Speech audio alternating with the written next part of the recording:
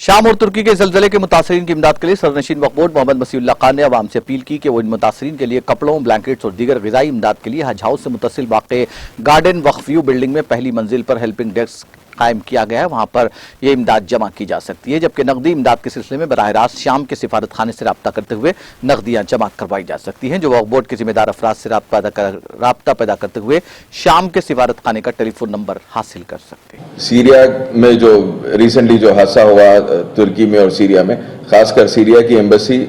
तेलंगाना में नहीं रहने की वजह से, जो कि एम्बेसी दिल्ली में है, इस वजह से हम यहाँ पर बिल्कुल हज हाउस में बाजू हमारी बिल्डिंग में एक फर्स्ट फ्लोर देकर जितने लोग यहाँ से उनको माली मदद करना चाह रहे हैं, खासकर जो प्रोडक्ट्स जैसा कि कपड़े है, ब्लैंकेट्स है और तकरीबन जैसा कि बच्चों के डाइपर्स है,